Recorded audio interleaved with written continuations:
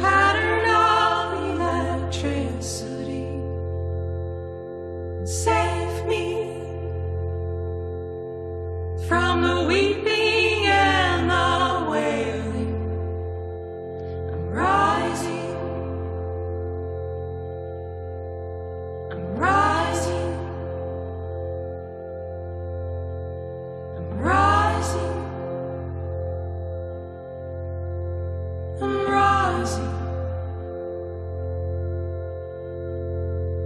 And wake me. I'm in a force with all my might.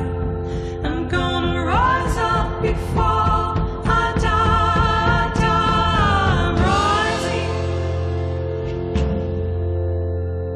I'm rising.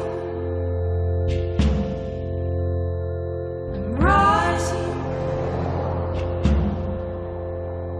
I'm rising.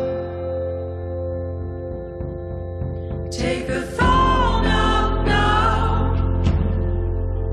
Sing a lullaby.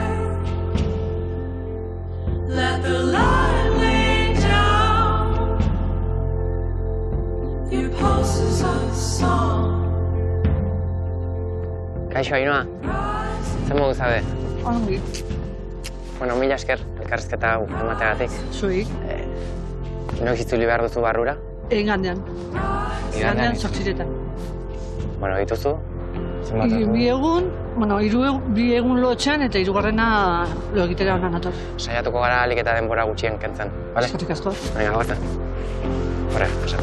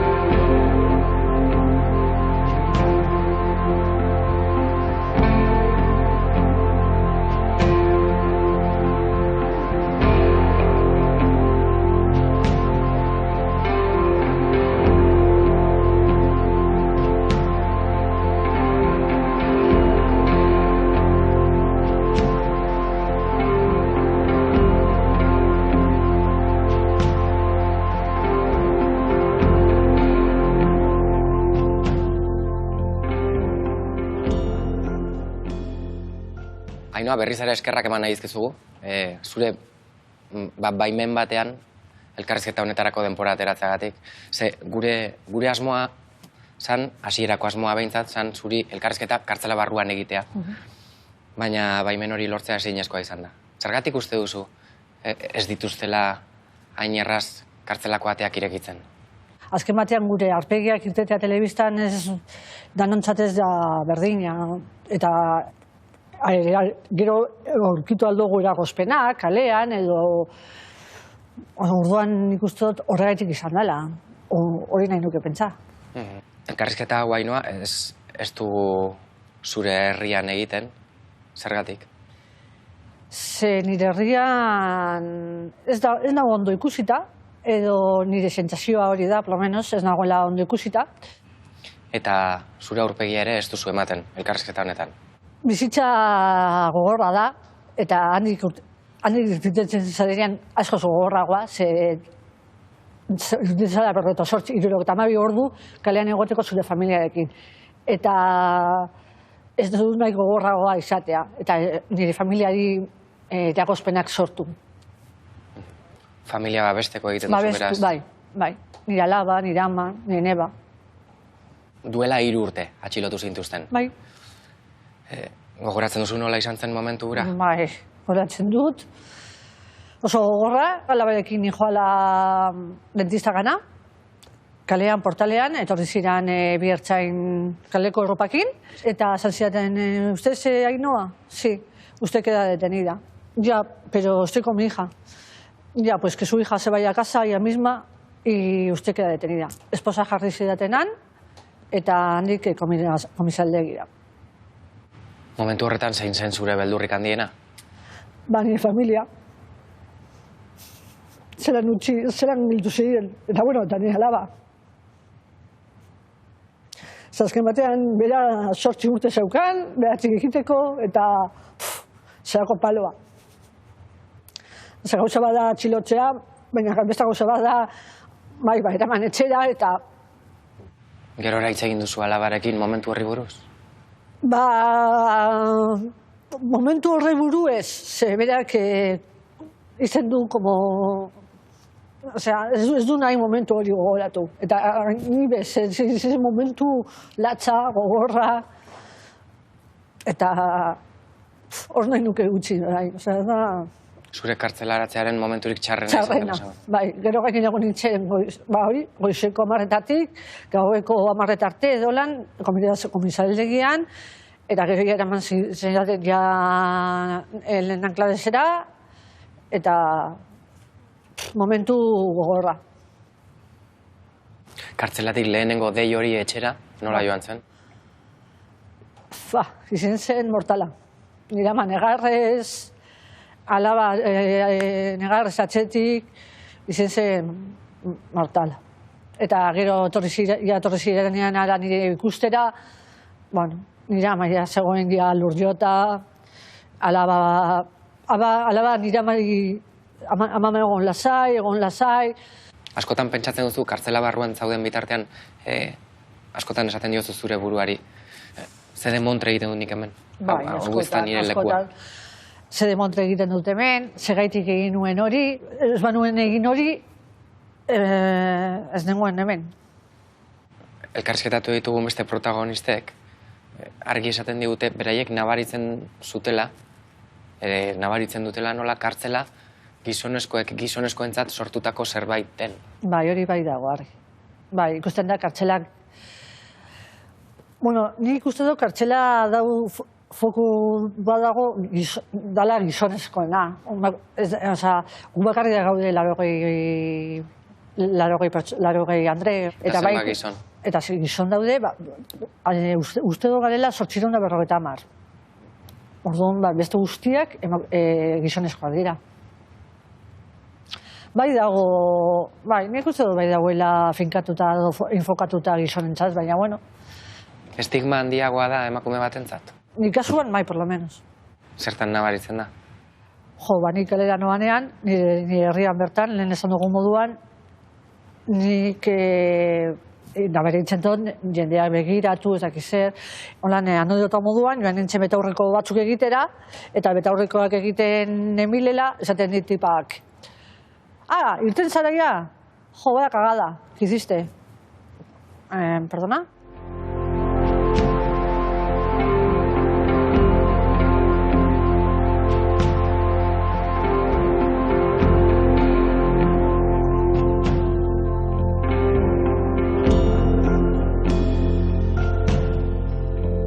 Take the phone out now. Sing a lullaby. Let the light lay down. Your pulses are a song. I'm in a force with all my might. I'm gonna rise up before I die. I'm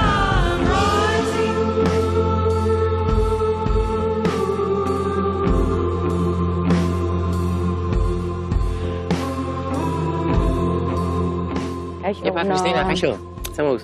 Ongi, ondo? Bai, oso hemen, oi hartzunen. Bai. Noiztik bizitzara hemen? 2009-tikan.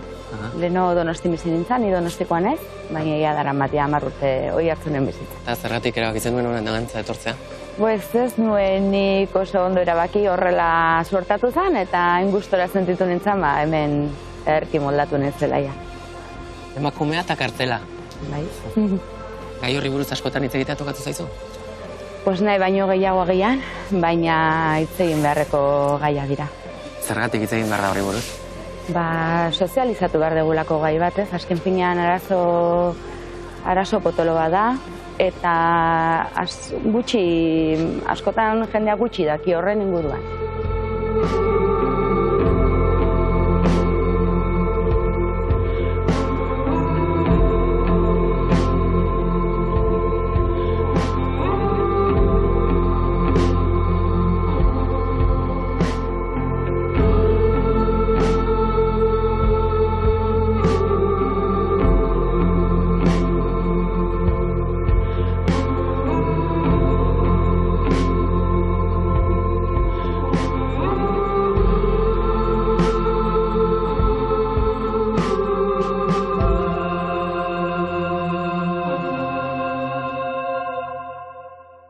Kristina, kontatuko diguzu zer izan den kartzela zuretzako?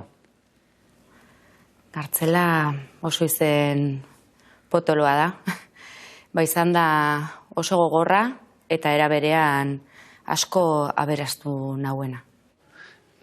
Emakume batentzat are gogorragoa eta are arrotzagoa da kartzela? Are gogorragoa eta, bai.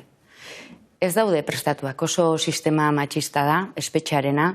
Beti danekan emakumeak egon dira azken habilitatutako modulo txiki batean, edo enfermeria, zena, edo gero makorkarzelak iriki zituztenean, igual ja pixka bat ja bi modulo baldin zeuden, bi designatzen dituzte emakumeentzako, ez? Pixka bat, bueno, esate baterako kantitate desproporzio batez, baina ez daude prestatuak. Oso sistema oso matxistala, oso gizonezko espetxeak dira, dena, bai infrastruktura eta baita egunerokotasunari aurre itxeko ere bai. Gizonek gizonentzat eraikitako sistema penitentziario hori, egunerokoan zertan nabaritzen da? Jarriko dizkiguzu adibideak?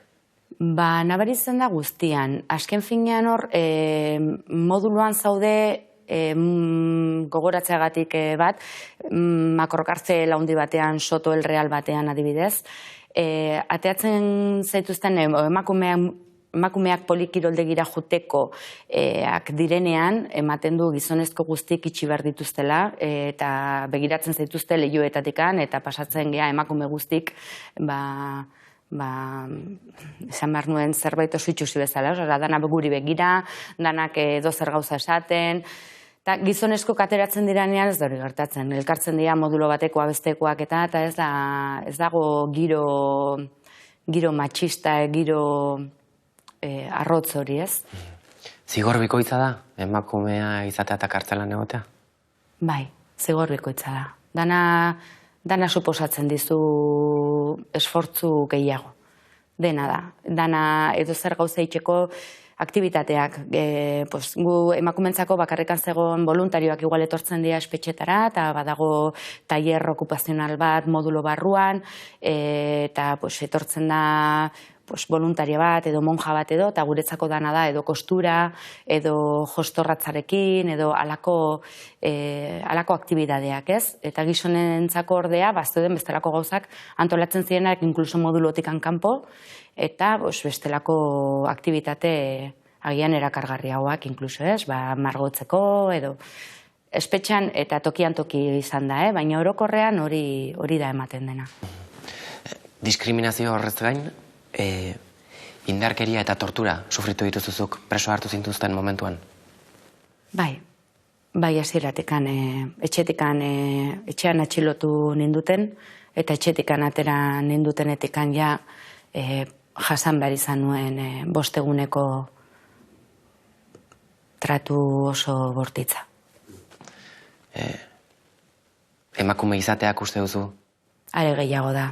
Bejazioa, humilazioa, eraso sexualak, oso gogorra da emakume, guztiontzako da gogorra, baina emakumeek pairatzen dugu gehien bat bestelako trato bejatorioa. Guzti hau kontutan hartuta, emakumeenganako indarkeria, uste duzu dela sistema penitentziarioaren parte bat? Dudari gabe. Beraiek erabilpena sistematikoa itxen dute horretako halako gaiarekin. Eta ez da, bakoitzari gertatzen zegunean, ni 1988an izan nintzen atxilotua, eta ni 5 egun horiek ondoren pentsatzen nun ojala ni azkena izateaz, eta hori ezan horrela gertatu. Nita gero nire berdina beste kide batzuk jasan behar izan zuten. Eta hori da tristura eta amorrazioa eta kongoja gehien eragiten dizun ondoren, ez? Ni ez nintzala askena izan. Eta egun ere egiten dela uste duzu? Espetxean eta jarraitzen du, sistema horrela da. Eta orain disimuloa bestelagoko garaietan gaude eta agian ez da ematen beste kasuak. Baina ez du zalantzarik espetxetan, espetxe barruan ere, tratu txarra jasatzen dira. Mundu mailako gerra intimo eta latz baten beste behin zeure buruari biziran diozunez.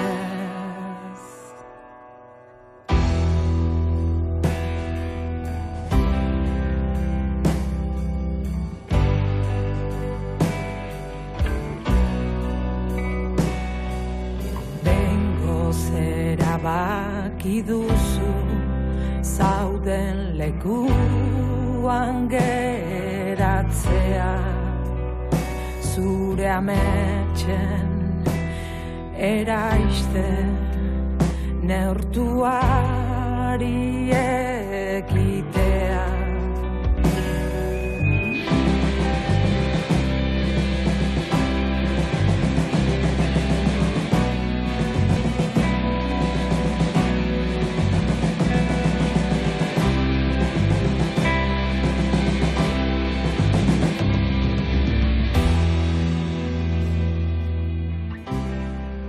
Mari Carmen, zen moduz? Ondo.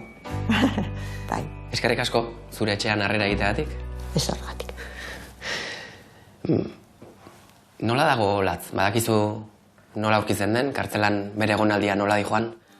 Bueno, está bien, como digo yo siempre, aguantando el tirón y poquito a poco, despacito, sin prisas pero sin pausas, y pasando el día a día.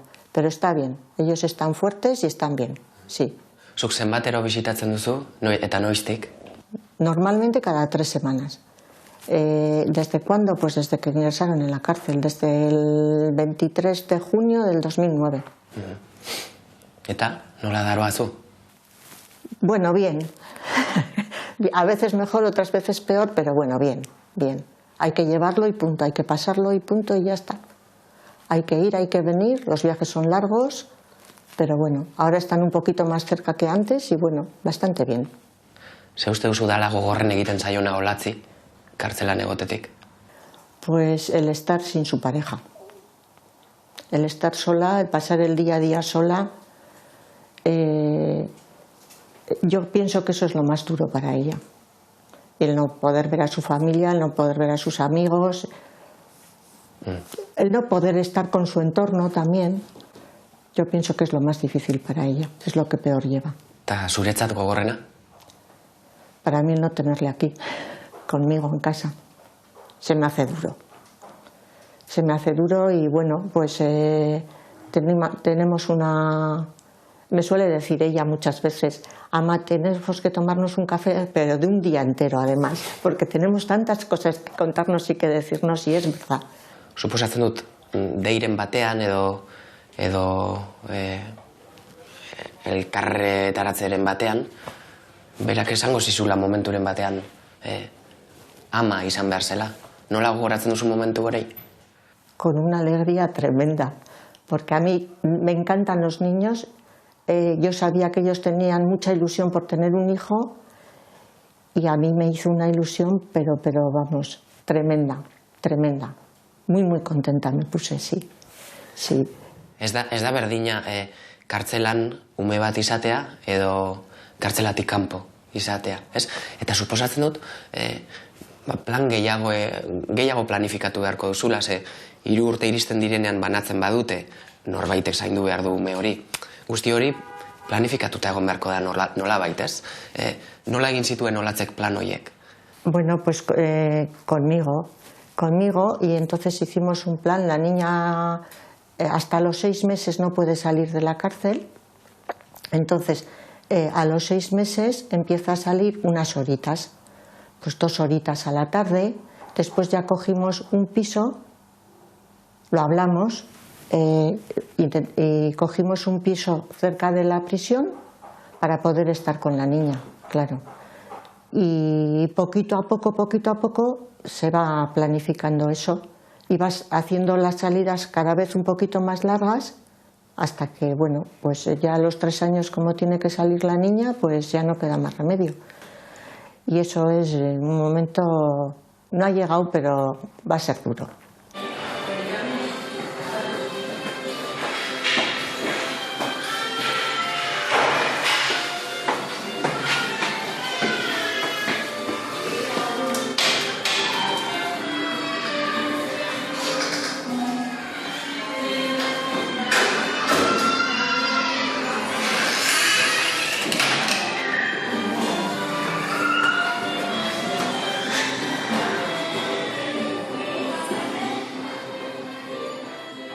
Bukatu da ipuina.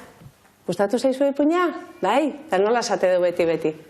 Ala basan, ala ez basan, sardadilak ala basan, atera dila. Non, eserril gaur plazan. Oso ondo, gauzatxo bat kontatuko dizuet orain. Askotan esan dizuet, Laizter, hasiko dala gurekin ume berri bat. Gabonak eta gero. Ume hori deitzen da Xua. Eta orain, etorriko da amona. Eta egingo digu bisita. Eta bainat ez da etorri gaur, Kaixo, egunon, Jarikarri Mauzia. Ondo, eta zu? Ondo. Ondo baita. Bai, begira. Hau da Xua. Begira. Mira, Xua. A ver. ¿Están listos? Eta zuk? Uxia, Iule. Kilian? Ale, eta orain bukatu. Indarrei gustatu egin zaidan argazkia. Jarriko dut? Batari.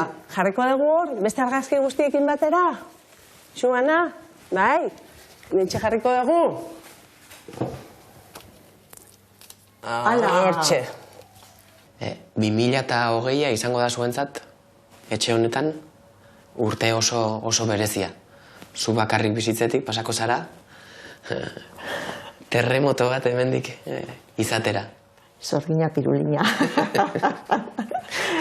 Sí, vendremos el 20 de enero porque tiene que salir el día 19, pero como es domingo, coincide que podemos hacer bis y así se puede despedir de la Aita también ese día.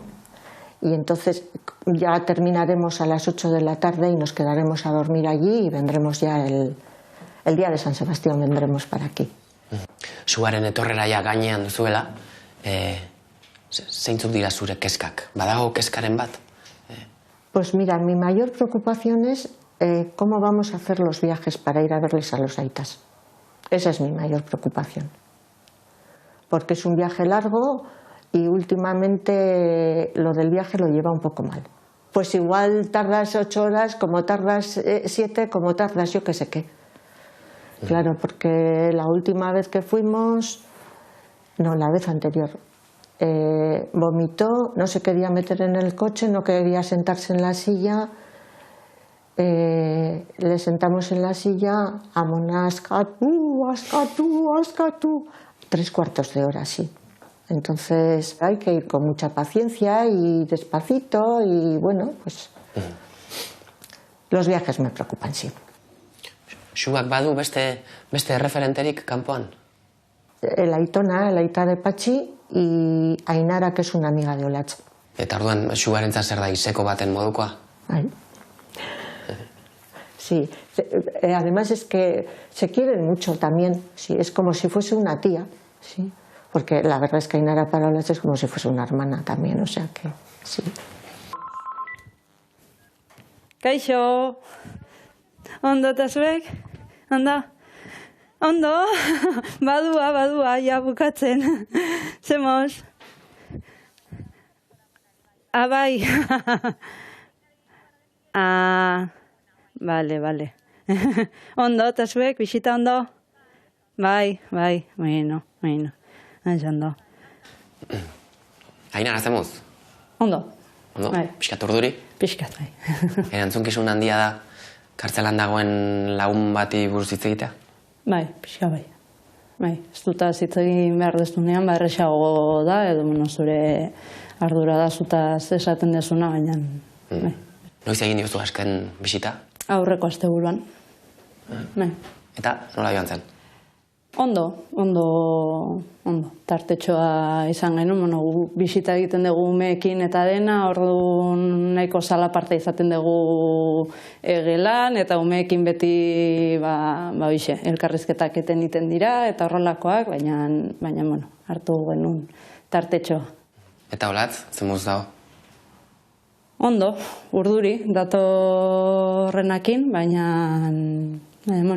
Zuzara bere lagun bina? Noiztik? Uste kalkuloak atera eta 31 urte. Ezagutu ginala gutxi gora bera. Ia bizitza osoko lagunak. Bai. Eta Olatz kartzelan zeuenean, jakintzen nuen bere haurdunaldiaren berri izan zenuen? Bai. Nola enteratu zinen? Telefono dei batean esan zidan. Bai. Bazenekien bila zebilela, ez? Bai, asmo horrekin zeudure dela eta bai. Burutik pasatzen zitzaizun momenturen batean ume honek kartzelan ikusi eta bizi beharko dituenak? Ez. Kezka hori zenokan? Ez.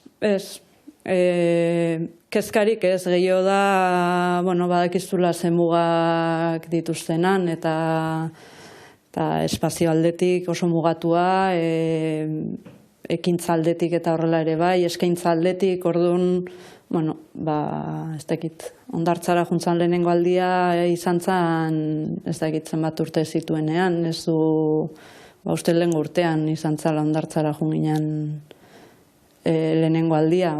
Egunerokoan ama bezala Olatzek ze zailtasun aurkitu ditu kartzelan? Ordutegi aldetik, oso ordutegi zehatzak. Gau txarra pasabadu umeak eta goizeko 8 justo 8 gustora baldin badagolo, esnatu inbardezu 8:30 jetxi behartzealako modulora. Eta Olatzekin izate dituzu bisitak? Bai. Eta horrezat bain telefono deiak. Bai. Zenbat telefono deia astean? Berak 8 dei dazka. Neri normalean astean behin deitzeit. Bale. Bestela ondo? Bai. Bueno. Bale, aber ze ateratzen dan, gaurkoakin. Ikusiko dugu, nik ez dakit ikusi nahi deten. Pixkat urduri eta horrela, baina, indeu eta jazta, zemoz atera den. Así que, pasako dizut orduan amonakin, nire bai, bueno, bai, zer, muxu, aio. Kaixo, Maitia. Kaixo, amona jarriko da, Bale. Zer. Zezu beti bizi izan zara, behin-behineko egoera baten, aukerako azirudien etengabeko nora ez baten. Ez zara bestek uste dutena, agian zeuk uste duzuna ere ez, oraindik ezura bihurtu zen denborarekin, honezkero ez, zeure aukeren gainetik amestu behar izan zenuen, irtera zentzulo harta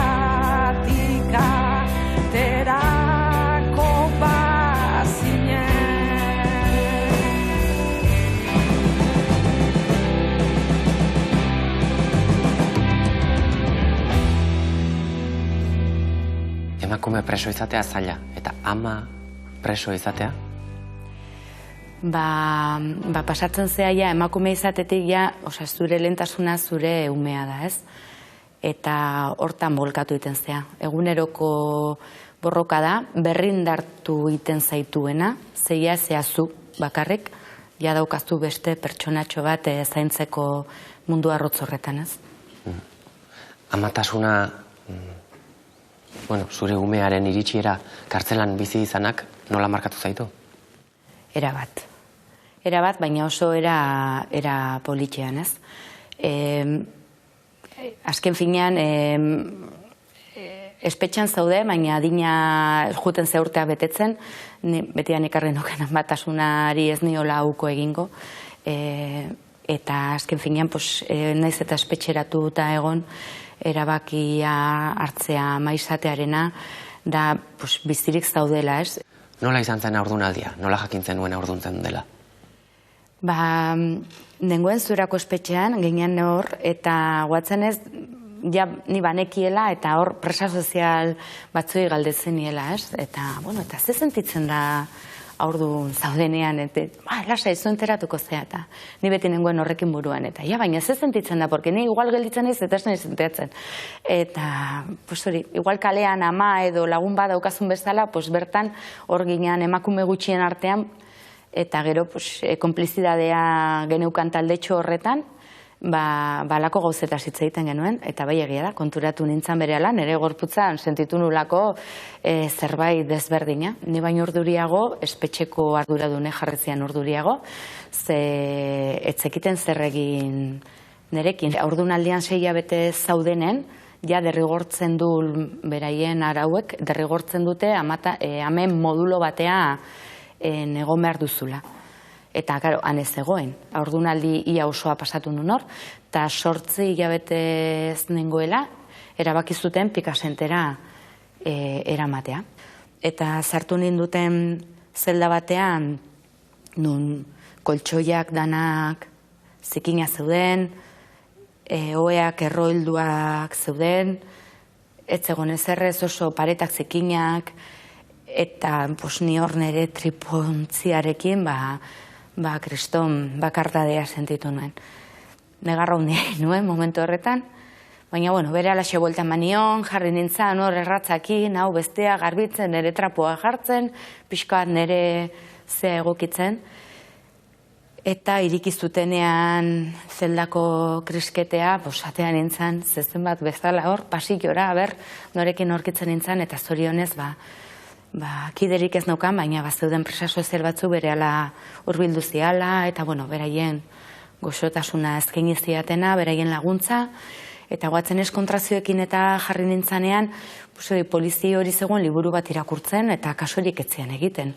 Eta momentu batean gezten nun gehiago, eta zen mesedez enfermerari ditzeko, eta, te aguantas, eta, ya vendrán, eta halako komentarioak ez, orduan, momentu horretan minez ezin zaudela, azkenean bai etortzen daiko aturdida nengoen, eta lasaigarri bat ematen dizutelako, eta ja oroitzen dut nola etorri zian, eta potrora eraman dutela zuzenean, eta ja hor polizia aterazan potro gela horretatikan, eta hor matrona eta bi enfermerakin gelditu nintzen ni bakarrik erditzen, eta oso momentu oso ondo portatu zian erekin, oso momentu politia izan zen, daiz eta bakarrik egon, kariño honderekin tratatu ninduten, hasi zanean umea esan zeaten ez du ikutu, eta ez nahi nuen, ez lehen mailen ateatzea, nengoen minez, eta gero eskaini ziaten, bani mosteak ordoia, bere alaxe atea zuten umea eta gainen jarri ziaten, kriston goxotasun tratatu ninduten, ez, eta hori asko eskertu nun. Oso ondo portatu zean erekin, 3 emakume horiek. Eta kartzelara itzulera hori, nola gogoratzen duzu? Umea besoetan zenuela? Minez, pozik, lasai, hori ez nukan kiderik, baina presa sozialek kriston harrera egin zuten. Eta ondo, horitzen dut ondo, baina sartu nindutenean ni bakarrik zelda horretara semearekin eta krisketeren ahotsa zerrojo horren hotxa egin zian ere oso gogorra. Berriro ere oso bakarri sentitu nintzen, eta zorionez ere denbora gutxira ekarri zuten beste kide bat, bere alabatxoarekin, 13 eguneko diferentzia zeukanan ere semearekin, eta hor hasi zan ez zituen nuen jaio zan edo sortu zan gure famili txikia, eta bestelako errestaztunez ekin genion egunerokotasunari, ez? Egunerokotasun arroz bat. Azken finean egunerokotasuna umeekin edo ume gabe espetxean berdina da.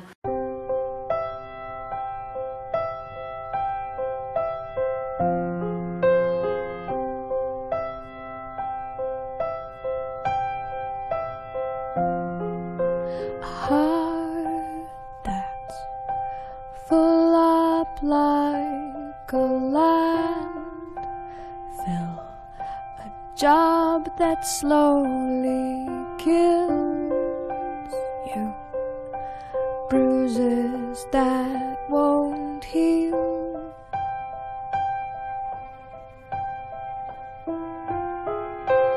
You look so tired, unhappy. Bring down the government. They don't speak for us.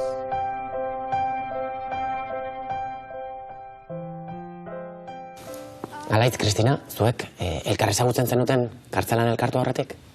Ez, gu elkartu gintuzten gure umeek 7 hilabete zituztenean. Eta pikasentera ekarri zituztera, Alaitz eta bere alaba, eta bertan, ni esan ziguten, bera bazekin pikasentea zetorrela eta ninengoela, eta ni ere komentatu ziaten berai ez zetozela, eta elkartu ginean hor moduloko rastrigan, ematen zuen betidanik ezagutzen gineala, kriston algara izan zen, baina ez ginean ezagutzen kaletik. Eta nola gogoratzen zuen, elkartu zintuzten momentu hura? Zoragarria. Ematen zuen kalea juten gineala, bai, izan zen. Eske bakardadea hondian, eta umearekin are bakardadea... Bildur gehiago dituzu, eta umearekin bazkenean, eta... Nola da hori? Umearekin egon eta bakardadea handiagoa. Behar dezulako, Alaitzek esan duna, igual zalantza gehiago ongi, ez daukazu kalean amaseanean, daukazu bestelako, edo ama daukazula, edo lagunak, edo zure ibilbide berri honetan laguntzeko, eta han bakarri zaude umearekin, orduan zure sensazioetaz, edo zure instintoetaz. Eta baldintza gogorretan gainera, egoera limite asko pasatzen dituzuan, eta... Orduan bildur asko sortzen dira, eta baukitze aldaminean norbait babesa da, babesa handia da. Eta buruari hainbeste buelta emateko denbora izan da? Alaitz, zu inoiz damutu zinen kartzelan aurra izateaz? Ez. Kristinak berdin erantzun dugu. Ez. Ez, enpolita da, ez da. Gogorra bezen polita da. Bai, eta lehen komentatu duguna, geratzen zea gauza... Gogorain askotan elkartzen geanean eta izketan hasten geranean gogoratzen gea gauza politiketa bai, txarra hor dago eta oso esperintzi gogorra da, baina bai, pena merezizun. Ere atetzen dianean ume guztia paiasotara eta zu rastrioan gelditzen zeranean atea hola muturrean itxita eta zure umeek begiratzen dizutenen amatagu zergatik ezin dugu jun, ez? Eta gu hor, gure umeekin buelta, eta kale jiran, patioraino. Beraiek disimulatzeko, ez da zer gertatzen. Eta hori bakarrik egon da asko zailagoa da. Egun nerabeak dira biak. Alaitz, zuk diozu, galdetzen duenaren arabera. Eta zer galdetzen dute? Hango eguneroko bizitzari buruz, ez? Nolakoa da nango bizimodua, egunerokotasun hori. Ze beraiek ez dute hori gogoratzen. Badituzte argazki batzuk, flash batzuk, baina kartzelako bizimodua nolakoa den ez dakite. Erakutsi diozue kartzela? Kanpotik bai. Galdetzen zuelako? Bai. Joan zineten pikasentera? Eta? Inpaktatu zion. Bai. Nik uste eraikina bera hain gertu eta ikusteak bai. Inpaktatzen du. Bai. Eta zituen galdera horiek argitu zituen? Ez dakit. Hori berari galdetu beharko genioke, baina ez dakit. Baina bai. Kartzelatik pasa behar den emakume bat izan gomendio emango zeniokete.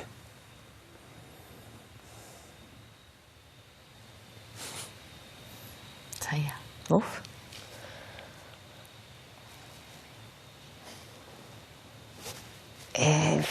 Azkenean ateratzen duzu gero... Ez pasatzea espetxetekan hori lehenengo goz. Baina bestela norberaren baitan da, ez? Azken finean espetxeak ere ez dizuz zure duintasuna zapaltzen, zuzteu izaten jarraitzezu, bizitzen jarraitzezula, ez? Bai. Importantena da hori, aurrera egitea. Eta indarra ateratzen da zu, Bai. Ustete, hor zauden arte ezakizu, ondo, zein dartxu gehan, ez? Eskerrik asko, Bikote. Bai, zuei. Listo.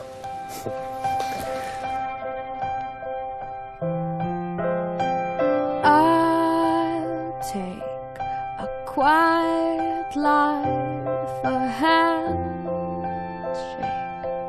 of carbon monoxide, and no alarms and no surprises, no alarms and no surprises, no alarms and no surprises. Silent, silent.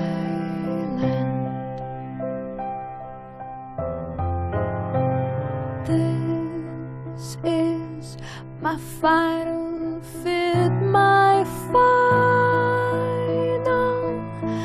bellyache, and no alarms and no surprises, no alarms and no surprises, no alarms and no surprises, please.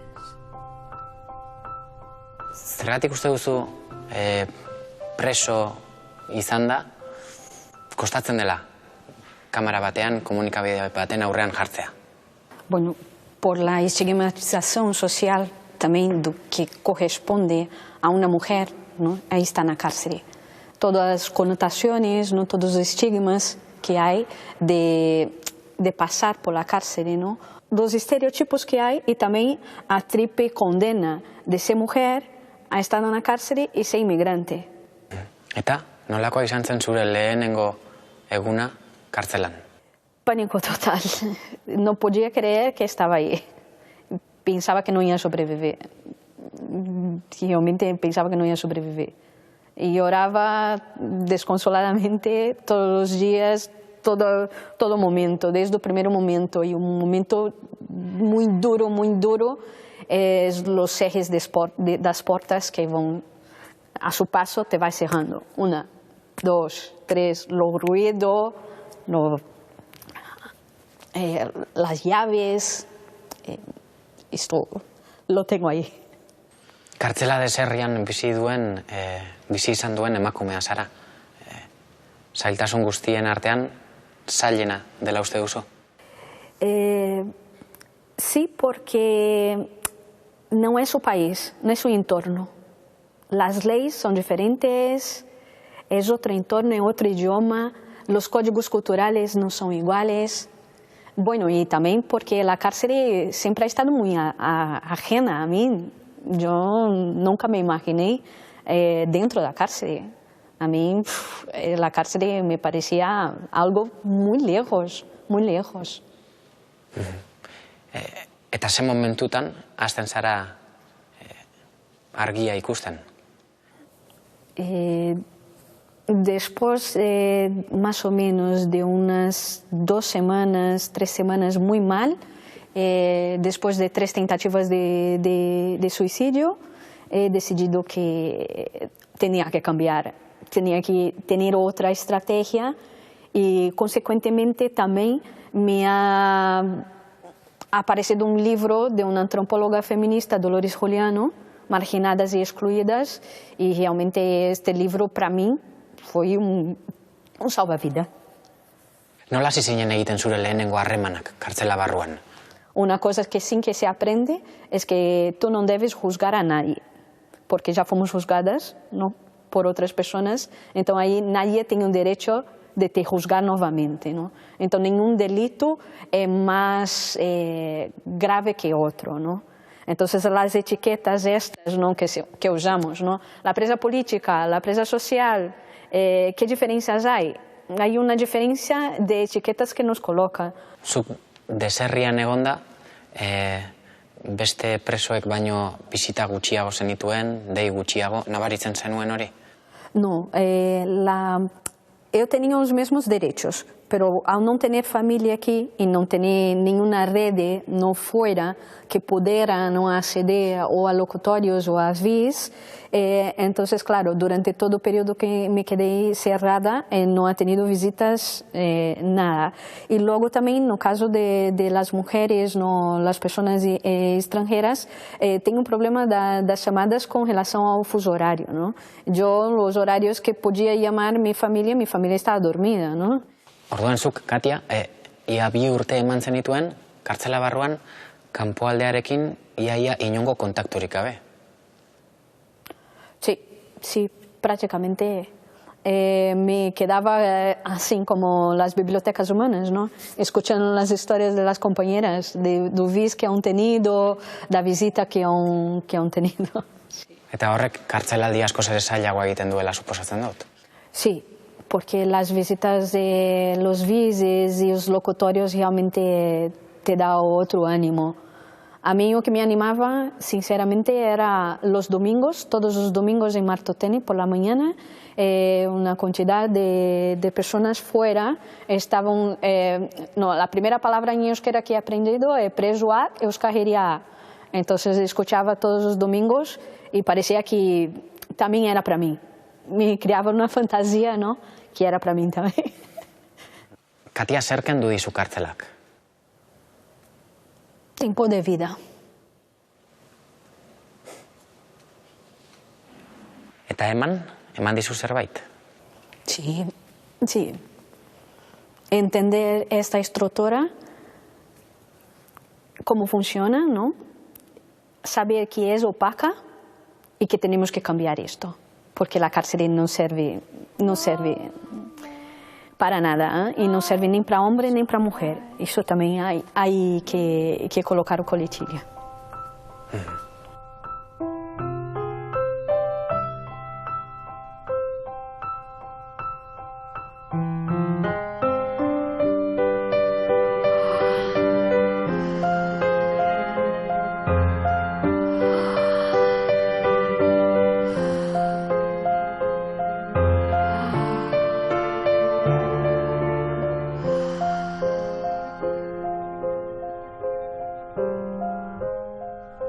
Such a pretty house and such a pretty garden. No alarms and no surprises. No alarms and no surprises. No alarms and no surprises. Please.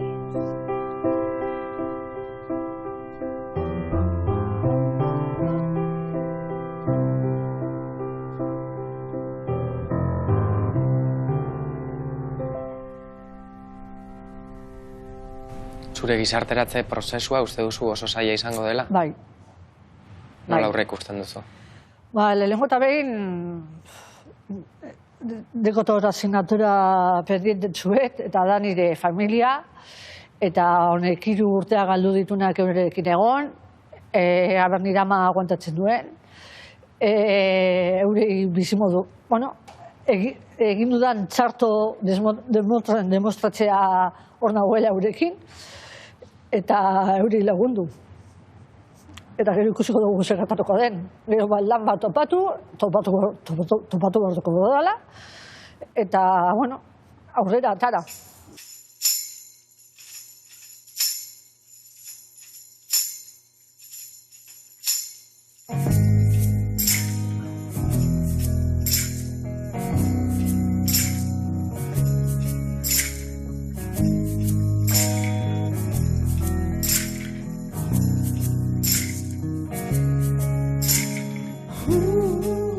Nolakoak izaten dira buelta hauek, kartzelara egiten dituzun bueltak?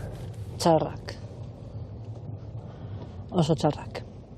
Zer da, sartu zinen egunura gogoratzea edo ez dakit zeren antza daukan? Bai, sartu nintzen eguna gogoratzea. Buelta ere rutina da. Sartzen zaren bakoitzean, bada familiari esaten diozun zerbait? Errezen gaitik. Fededunak zarete, ala? Bueno, fededunak ez, baina azken batea india hau da como una tómbola. Me pasa esta semana. Eta beraiek, zer esaten dizute? Gaizki gelditzen dira, triste gelditzen dira.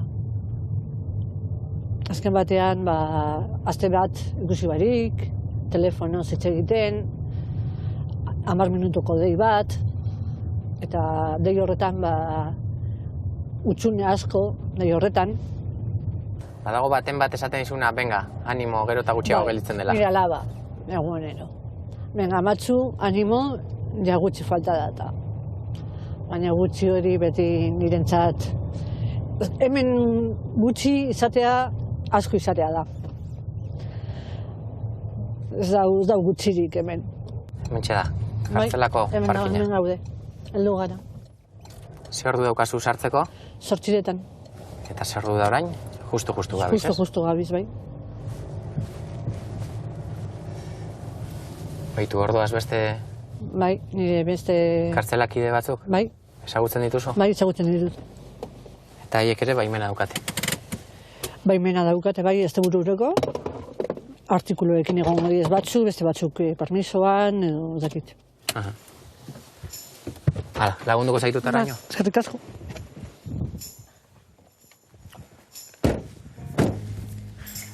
Ainhoa, orain ze plan? Afaldu, lotara, eta aldin eta azkarren, ostiralea heltzera, familiekin egoteko berriro. Azkar pasada hila astea. Ojalá.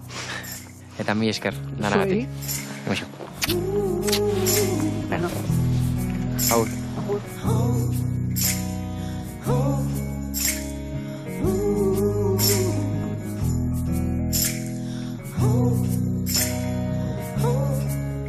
We are kneeling at the river's edge and tempting all the steps to follow closer right behind.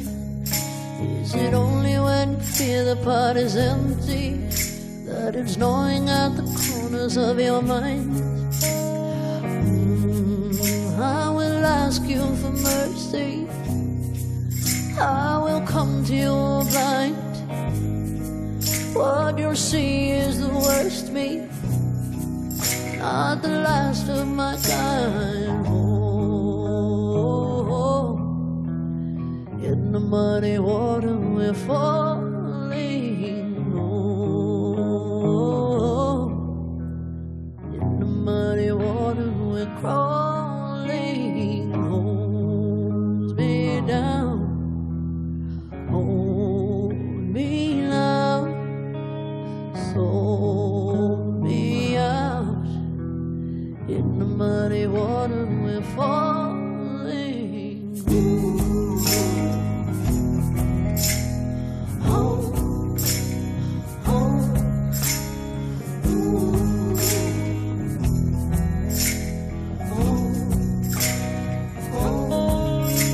It is not clear why we choose the fire pathway. Where we end is not the way that we had planned. All the spirits gather round like it's our last day. To get across, you know we'll have to raise the sand.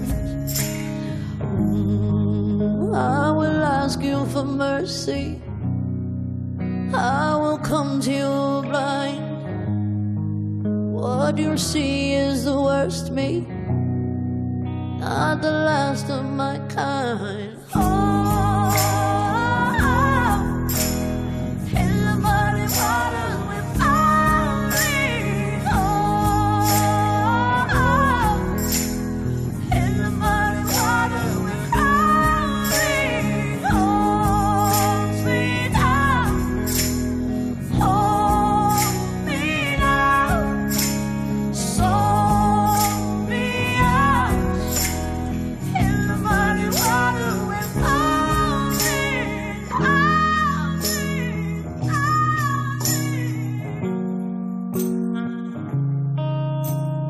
oh, don't fail me now. Put your arms around me and pull me out. Oh, I know I'm found with your arms around me. Will save me now. Oh.